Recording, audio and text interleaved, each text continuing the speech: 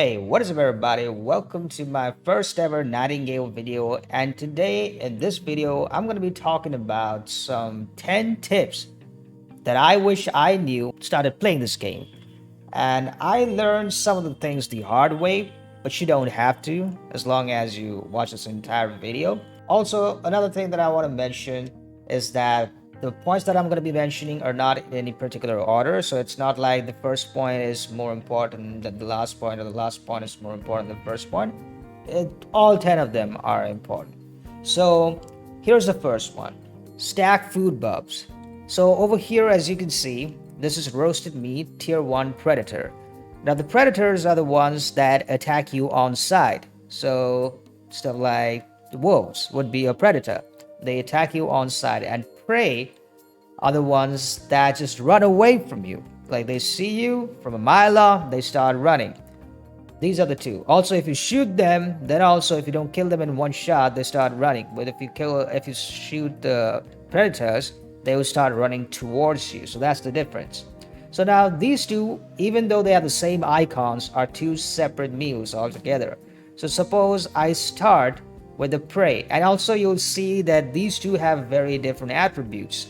The prey one has maximum health 33, maximum stamina 16.5, whereas the predator one has maximum health of 36, maximum stamina of 15. Not a huge difference, but there is a difference. But more importantly, as you can see, if I consume this, all right, you see this one went 1150 something, and this is what? Roasted meat from a predator. So this is giving me this buff. If I eat this one, that is the prey, where is it? Consume. This gives me another buff, similar time. So it just stacks up. Now my health is now, like, max health is now 510.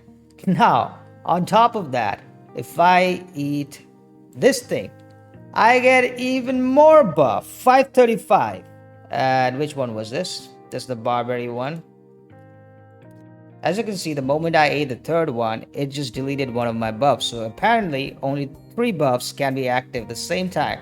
But it's a good idea to have all of these buffs. Now the difference is these ones give you health and these ones give you stamina.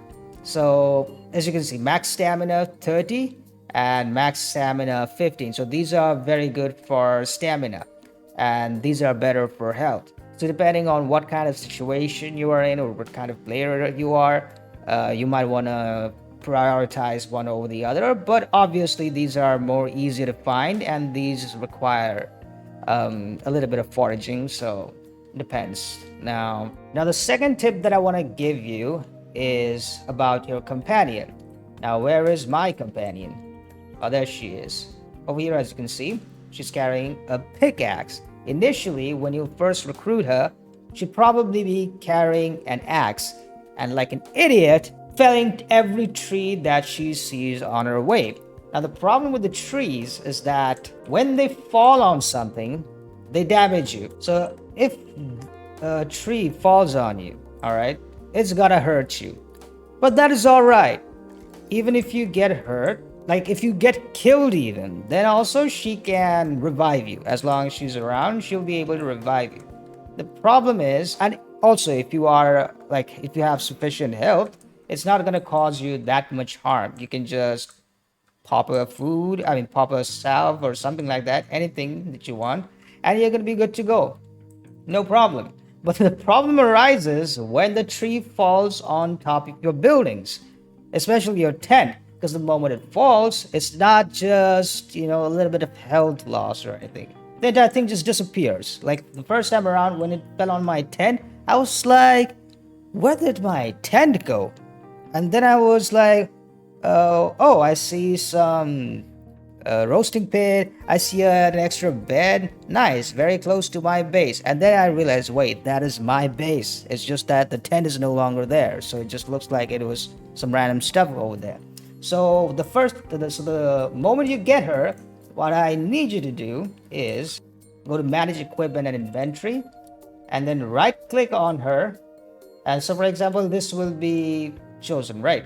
I want you to go there and do unequip. That's when she has nothing. After you give something to her, you can give it a pickaxe, because pickaxe is comparatively, you know, much more harmless. The rocks are not gonna fly and hit you on the eye or anything. And if you can give them a weapon, that's also not bad. So that's my second tip. So the third tip that I'm gonna give you, so these are basically portals, okay? This is the same kind of portal that you will see over here. Where is it? This portal over here, and you can do pretty much the same thing that you can with this portal. It's just that these ones you can make yourself, those you cannot. They just come with the world. Also, those portals, when you're trying to go to a realm or something, spawns enemies. These don't spawn any enemies. It actually suppresses enemies, so enemies don't spawn near whatever whenever this place is constructed. Okay, so at some point of time, you're gonna need higher tier essences, like that goes beyond the gray ones. The gray ones are easy to find. You just get some bullets like this, extract all of them, easy 170, whatever this is called, essence, easy gray essence. The problem is you need to farm a little bit of the higher tier essences. Now, when you do that, I would suggest that you basically have to do, all you have to do is play the same cards again. You just have to reset the portal, then use the same cards. So for example, the first one you will come across is the antiquarian.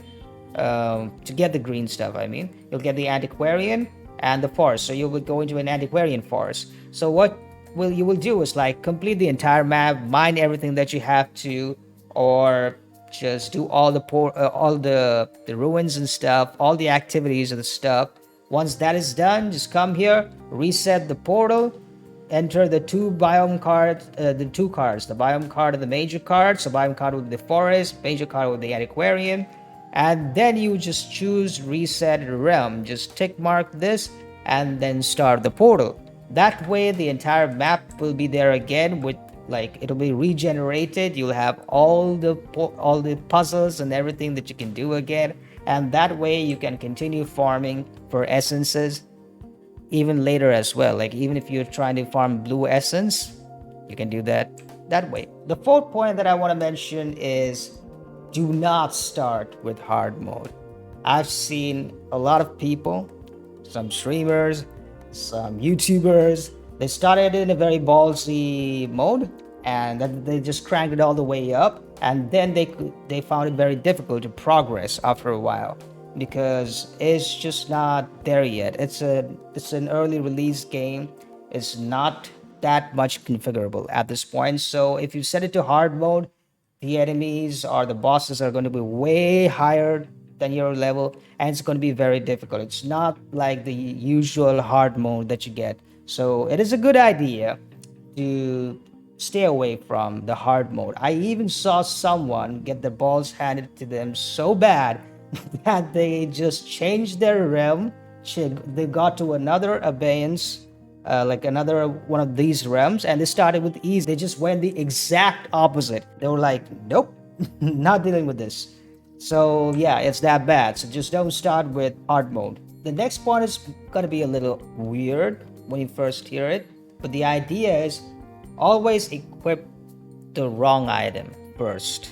So suppose you're in a forest, you're supposed to have an axe, right? Don't. Just equip the pickaxe. That way, what's going to happen is it's going to give you this label, which is going to tell you what level it is. If you have the right one, it's not going to show you, like especially if you can chop it, it's not going to show you what tier it is. But if you have this on your hand, like if you have the wrong weapon or wrong tool on your hand, you're gonna get this indication that okay, this is a level 0. So when you actually come across something a higher level, is this a higher level? No. So for example, over here, this one is a higher level. So you know this wood is actually worth it. But if I had this one, I wouldn't know. So I would miss it. So right now, since I know it, I'm just gonna chop it down. And these are obviously better wood because this is the basic wood, doesn't give you much. But this one, 15% extra strength, blocking efficiency. Forget about the fuel duration, we're not using this for fuel. But when you craft your items with this, it's going to give you better stuff. So we're going to be discussing that later probably. But yeah, keep the wrong item equipped. And also, suppose the same thing applies here as well. Now, if I come here, it's going to tell you that it's 40. But if I have this thing, it might not tell you that it's a higher tier stuff. You probably want to get it. So that's my tip number 5. So the next tip that I want to talk about is sticking to the quest. A lot of the times, especially players who are accustomed to playing survival games in a certain way, what they do is that they try to explore everything, figure things out on their own, and it actually works out. Not in this game. Sometimes you just gotta follow the quest. So sometimes you'll see that you cannot progress any further. What you need to do is start looking on your right side and actually follow the quest. Do what it tells you to do, and it automatically level up the way the game intends you to. So you don't have to worry about anything. If you get stuck, just play the quest. And what I would suggest is just stick to the quest. You will get to do a lot of things later down the line. Initially, just stick to the quest and you shall be fine. So my next tip is going to be that take a look at the material that you're using for crafting your stuff. What do I mean that? Suppose I want to craft a wooden axe. Say for example, a refined wooden axe, or a refined mining pick for that matter. What we need are 2 ingots and 2 lumber. Alright, let's take 2 ingots and 2 lumber. But I'm going to take different kinds of them. Now if you choose tin, take ingots, and you choose the lumber wood. So here's the stats. Here's the kind of stats that you're going to be getting. You're going to get 79 melee damage, strength 12.5, blocking efficiency 157.5, critical damage 1.9, and 15. But when you change the wood from lumber to hardwood, you see the blocking efficiency goes up. So you have to see like what thing does what. So for example, if I get something else like lacunas, if I change the metal now, so now if I change so suppose I have lumber, like the basic lumber, and 10 ingots. So it's going to give me 79 melee damage, strength 12.5, blocking efficiency 157.5, critical damage 1.9 multiplier, magic power 15. But if I change that to advanced lacunas, look at the melee damage. It goes way up. Sure, the critical damage is not going to be there, but the basic damage goes way up. Now if you choose hardwood instead of basic lumber, so right now it's 157.5. If you choose hardwood, then the blocking efficiency is going to go up. So you have to make sure that you are choosing the right combination of items, and when you're making them, try to get the best item or the best ingots and wood that you can get, and take a look on the stats that it has, because it has to make sense. For example, I would probably not use tin for making my guns, because for example, I'm going to show you something. It needs a lot of stuff. I'm probably going to make a video on how to make a gun, but as you can see, it takes a lot of stuff, and these things require metal. Now the thing about these metals, let me just keep these back because it's hurting my back, it seems like. So as you can see, tin does critical damage 5 and durability 10. Well, you don't really, I mean, it's all right, but if you take a look at shimmering, it has an actual range rating. You'll probably want shimmering ingots for your guns, because that's something related to range. So that's another thing that you need to take care of. It's not just the levels, it also has to do with the stats associated with it. So some of the things give you melee damage, better melee damage. You would probably want that metal to be on your maul. That's another weapon out here. So you're probably going to be wanting to use a maul for that. or to craft a mall, you're probably going to need to use that ingot. So you need to make sure that you're doing the right combination. So my next step is going to be batch craft items. What do I mean by that? So when you craft, like suppose you get 2 metal, okay, and you thought, okay, I have 2 metal now, so I can at least craft my pickaxe, or at least craft my, what do you call that thing, axe. But I would suggest that you hold on to your material, just save them up, and craft them all in one go. Why do I say that? Because there is something called minor cards in this game, and minor cards influence the properties of your realm, the way your realm works. These realm cards do that. So, for example, there is a card that will give you bonus when you're trying to craft tools. So suppose you're mostly going to be using your tools for battling purposes. Sure, you're going to be doing a little bit of harvesting here and there, but mostly you're going to be using them for damage dealing, right? You can ask your companion to do the mining and chopping for you, but you're probably going to be using your tools mostly for hitting things. Alright, so for example, this card, Combatant's Workshop card. If you use this card, look at what it says. Play this card to craft tools that deal greater damage but offer reduced yield. So suppose you're trying to make an axe or a pickaxe or a maul with which you're going to be dealing damage. You're better off putting this card in your realm transmuter and then crafting your tools. That way, all the tools that you craft will deal greater damage, and it's permanent. Like, you don't have to have the thing always there. Like, you can go to other realms and that effect will still be there because it's built into your tools. And this is one of them. Another one is, say for example, you want to craft ingots and ammunition, which requires a lot of ingots. In that case, you'll need something like the industry card. So let's see what it says over here. Play this card to increase the yield of crafted ammunition and ingots, as well as the crafting time of all refinement. Now I have this. That's why my world looks so dull, because I have the industry card going on. So every time I craft ammunition, it's going to give me twice the yield. Twice the yield for ammunition, twice the yield for ingots. So that's pretty good, right? It's efficient. It saves you a lot of time. So why wouldn't you? So I have this world on permanent industry mode, so whatever you want to call it. But so yeah, that is the idea. Try to craft your stuff in batches. So for example, I have done all my crafting. I've converted all my ingots. I've got all the ammunition. I can go back and change the card to something different. Say I want a card that helps me move faster. I can put a thin veiled card, or any card for that matter. I want to be a glass cannon, so I can put on a duelist card, which will help me deal greater damage.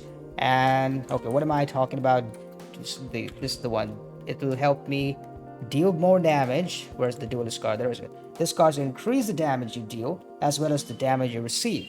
So if I want to play a glass cannon kind of person, I can put this thing and then go to the dungeons or whatever you want to call it and do some good damage over there. So now, if you are playing games for a while now, you'll be familiar with the concept of concept of headshot.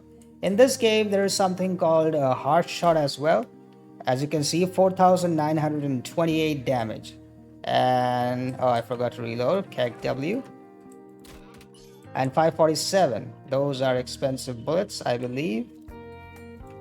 We're good now. Yes. So as you can see, the hard shot. Holy crap, that hit me.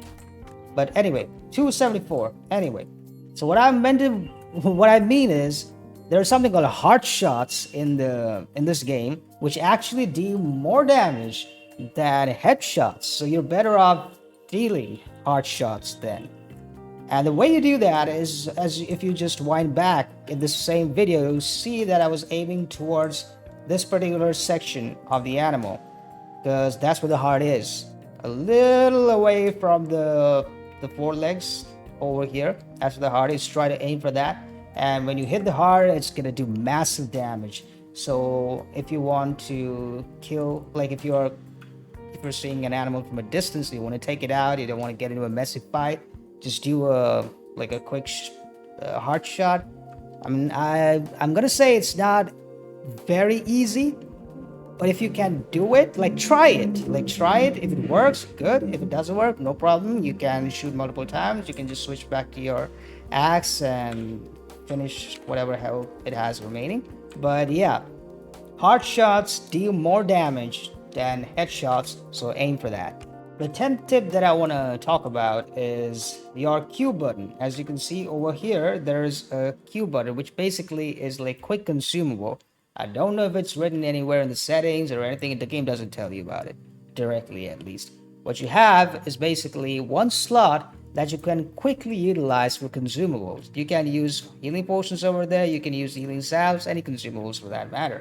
So what happens is, why do you need to know about this? So for example, over here, you're moving around with your two-handed weapon. Now, if you are in the middle of a fight, you're gonna look at your keyboard. Oh, where is zero? Oh, now, oh, here is zero. Let me just drink with F. Okay, let me just go back with 3. You don't need to do that. You can have your this thing over here, and while you have that thing open, just press on Q and you drink that potion. Easy, no problem. There is no animation, nothing. You can have it over there. Same with sounds as well. And also, if you can, then just keep switching between those two, because one is probably more expensive than the other. And if you hit the Q by mistake, then you will be burning through your healing potions for no reason. So it's probably better you just keep your healing salves, because healing salves are very easy to make, just bones and fiber. So just keep your salves there. But yeah, you can do that. So before you are entering a fight, you can do that. You just take your healing potion and put it over there, and you should be Gucci. So those were my 10 points. Now, if you've been sticking around, I'm going to give you 2 more extra points, or 2 more bonus points. Because why not? Stay all the way till the end of the video. Gotta give you something extra, right? So my first bonus tip is that if you are playing with friends, you probably want to do the dungeons multiple times. So if you have one friend in one realm, you are in another realm, another person in another realm, you want to do those things. So suppose 3 of you are playing, so you want to do those missions 3 times. The reason why I say that is because the way this game veers when it comes to multiplayer is a little weird. So if there is a chest and there are items in that particular chest, only one of you are going to get it. So if it contains some items that is not that easily available, but it's going to be, important for progression, only one of you will have it. So it's going to be difficult for the other person to progress, right? So it's a good idea. So if you are 3-person playing or 6-person playing, do it multiple times. You're going to get the essence. All of you are going to get the essence. And you're going to also be able to all of you will be getting the loot. So yeah, do it multiple times. And finally, the most OP point, and I don't know if it was intended or not, get the Twitch drops. This is basically the Twitch drops. All you gotta do is just find some streamer who has the drops on, watch it for a few hours, and you're gonna get this particular set, this aristocratic set. And you can get this even when you're just starting the game. And initially, like, I thought it was just cosmetic, because most games do that. They give you cosmetic items. This is not cosmetic, man. This is actually better stuff than what you get, than what you can craft initially in the game. So initially, even if you're not able to craft an umbrella, you will get an umbrella. You'll get an umbrella, you'll get a good umbrella, you'll get good stuff. So it's worth watching a few hours of Twitch and getting these drops, because these drops, once you put them, it's gonna make your life so much better, especially in early game. Because these stuff, like, not this one obviously, but this hat, this gear, the bottom gloves and shoes. And if you're playing a female character, you're gonna get where is that thing? It's somewhere, I don't know where it is. Yeah, there it is. This thing, Libertine dress. If you're playing a female character, you'll be able to get the dress as well. So yeah, just get the drops, mate. It's totally worth it.